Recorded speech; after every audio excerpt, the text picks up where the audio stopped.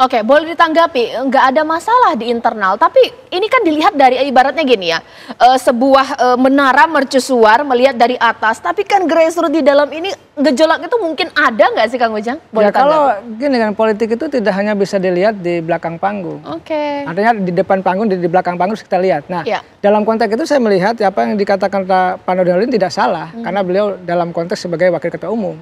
Tapi kami melihat secara utuh gitu ya, tidak mungkin mundur kalau tidak ada masalah. Kalau tidak ada pasti ada problem. Cuma problemnya apa kan Pak Erlangga sendiri yang tahu.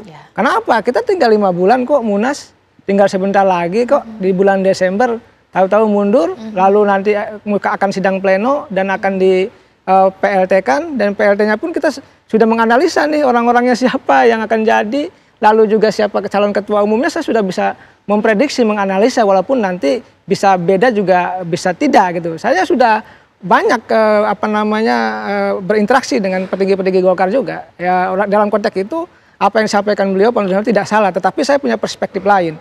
Tidak mungkin mundur kalau tidak ada persoalan, karena waktunya dekat kok di Desember gitu loh. Jadi saya meyakini bahwa ini adalah ada persoalan memang tadi tidak mungkin dibuka ke publik, tetapi saya meyakini Golkar tetap solid.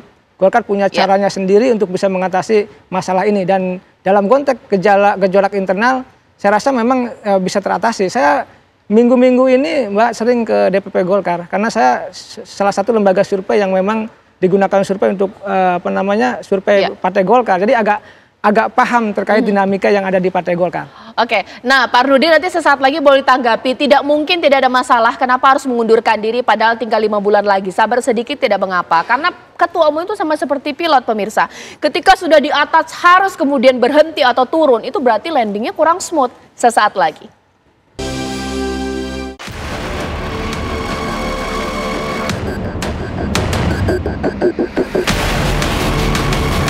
Maka dengan mengucapkan Bismillahirrahmanirrahim serta atas petunjuk Tuhan yang Maha Besar, maka dengan ini saya menyatakan pengunduran diri sebagai Ketua Umum DPP Partai Golkar.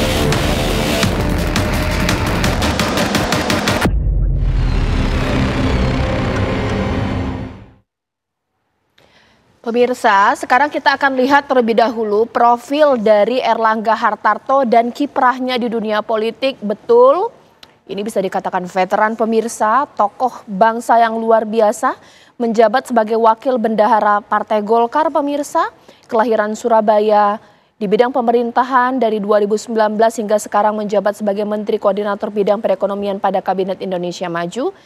Dan 2016 hingga 2019 ini menjabat sebagai Menteri Perindustrian Kabinet sebelumnya pemirsa.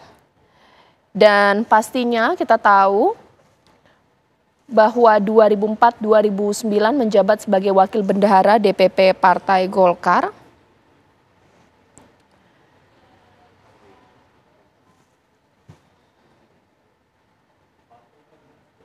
Ya pemirsa, lalu bagaimana perolehan suara Partai Golkar? Ini partai yang cukup baik pemirsa. Apa yang diraih dalam pemilu tahun ini? Di 2024 meraih 15,29%.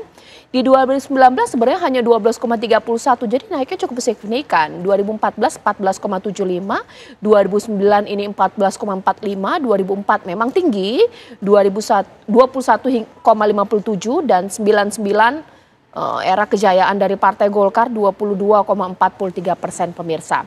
Secara kepartaian, partai ini stabil. Secara profil, Erlangga Hartarto adalah sosok tokoh yang hebat, bahkan dianggap sebagai orang yang mampu mengendalikan, mengurus, bahkan juga membuat Partai Golkar ini solid dalam masa kepemimpinannya.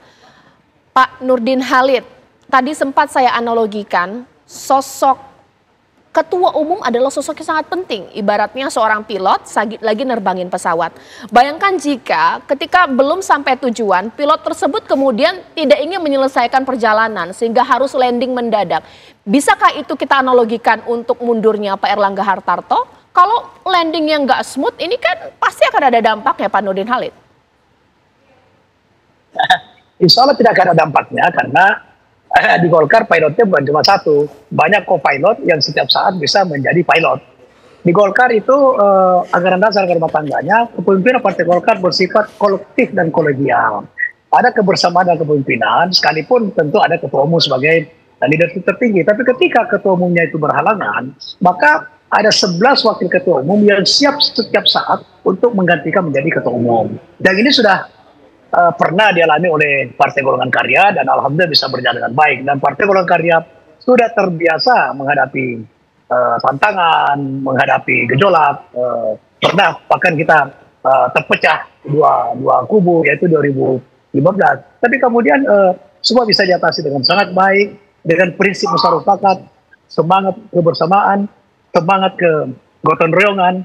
Itu adalah mewarnai daripada perjalanan kepemimpinan di Partai Golongan Karya. Dengan demikian, maka insya Allah mundurnya Pak Airlangga Hartarto itu tidak akan berpengaruh secara negatif terhadap prosesi pergantian kepemimpinan di Partai Golkar. Dan insya Allah besok hari Selasa kita akan menggelar rapat pleno untuk menetapkan PLT Ketua Umum. Dengan adanya PLT Ketua Umum, maka proses koordinasinya akan bisa berjalan secara normal dengan sangat baik. Sekalipun tidak ada masalah, hari ini pun para wakil ketua umum berkomunikasi dengan baik sesama wakil ketua umum sesuai dengan bidangnya masing-masing.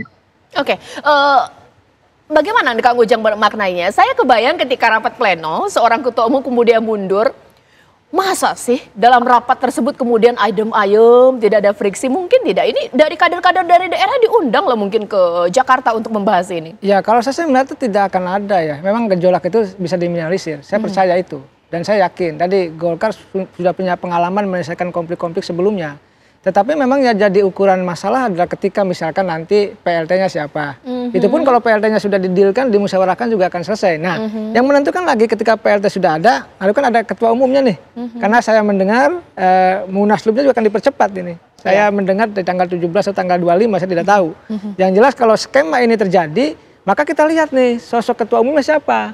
Apakah betul-betul mereka yang sudah aktif, sesuai dengan persyaratan ada ART, ataukah ada yang pihak mendompleng di partai saja, misalkan dia tidak pernah berjuang, tapi hanya sebagai kader lalu didorong jadi ketua umum. Kita lihat nih dari indikasi-indikasi ini, kita bisa melihat apakah memang Golkar itu betul-betul mendorong kadernya di internal, artinya pengunduran diri Pak Airlangga tidak ada masalah. Karena memang didorong kader yang mumpuni menggantikan Pak Airlangga. Tetapi misalkan kalau kita lihat nanti yang jadi ketua umumnya adalah, mohon maaf ya, mereka yang hanya mendompleng di partai, aktif sebentar, tidak pernah jadi pengurus juga, tahu-tahu ada. Nah ini akan kelihatan nih, penilaian publik juga akan menilai bahwa itu ada masalah begitu. Oke, Pak Nurdin, baiklah, nggak ada friksi yang terjadi ketika suksesi kepemimpinan ini adem ayem yang terjadi di internal Golkar. Potensi masalah yang muncul Pak Nurdin, potensi masalah yang muncul adalah ketika pemilihan PLT Ketum. Ini jabatan cukup seksi loh meskipun singkat. Bahkan juga siapa yang menjadi ketua umum. Mungkinkah friksi ini terjadi? Perebutan tampuk kekuasaan tertinggi Partai Golkar. Jadi ada satu hal yang relatif normal ya, relatif kondusif karena Pak Airlangga mundur di tengah-tengah Partai Golkar sangat solid, baik di tingkat pusat maupun di tingkat daerah.